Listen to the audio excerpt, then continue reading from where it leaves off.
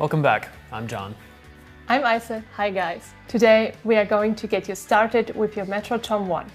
In this Getting Started we will be teaching you some basic inspection processes for CT data in the ZEISS Inspect software. Feel free to pause at any point to follow along. There are also chapter segments if you wish to skip ahead. Let's get started. So let's go ahead and take a look at the first inspection we have prepared for you. Once you've completed a scan and a usable volume is in your workspace, you can immediately take a slice through your part to have a look inside. After all, this is 3D scanning based on CT technology.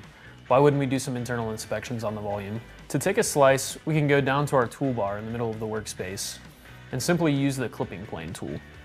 You'll notice a yellow line following your cursor across the screen. Once we decide where we'd like to slice, simply left-click, then click this small green door to accept and close the function. From this point, we can rotate our scan and see the inside of our part nicely. If we want to scroll through the part, we can go directly to our pip view in the top left of the workspace and click one of the black walls of our clicking cube, which will reorient the part nicely. Once you click one of these walls, you can grab a black box at the edge of the pip and drag through the part.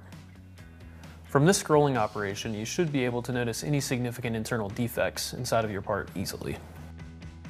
If we would like to take this inspection 2 dimensions further, we can change the layout of the workspace in the top right corner of the screen.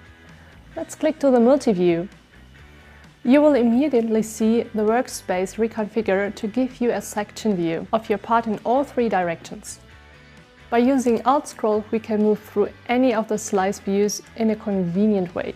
If we make the mesh and the CAD visible also, we can see all 3 overlaid in our section views.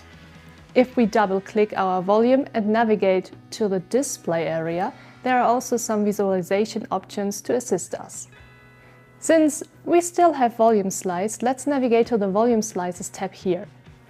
You will see a nice histogram which represents the gray values from the scan. For reference, the first peak on the left is representative of the air around your part. The far right peak is representative of the part material. If we click and drag either the black or white box below the histogram, we can easily adjust the contrast of volume slices. This should give us many more insights over time, allowing us to see contact points or defects in a clearer way. Once we have a nice view, let's go ahead and take an image for our final report. Isa, I really like the ability to overlay all of these elements at once. So many insights in a single glance, to be honest. I know, it really gets me thinking about how many applications out there we haven't tried yet.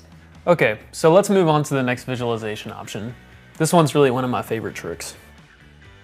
When we're done evaluating slices and clipping planes, we can easily navigate back to the single 3D view. The last thing we'll demonstrate in this Getting Started video is changing volume color and transparency. If we once again double-click the volume and move to the display area on the right, we can move into the tab Volume, right next to Volume Slices. You'll see a histogram which looks very similar, but any changes to this histogram will be reflected in the 3D volume rather than the 2D volume slices we've already looked at.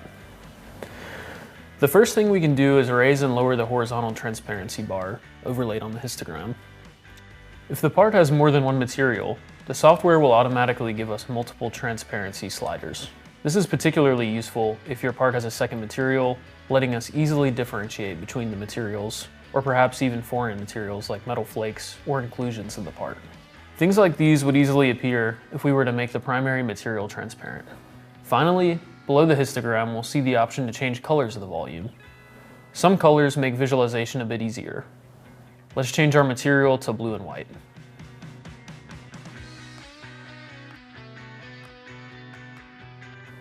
You should have a nice introduction to volume slicing and visualization now. I hope you enjoyed these introductory inspection techniques.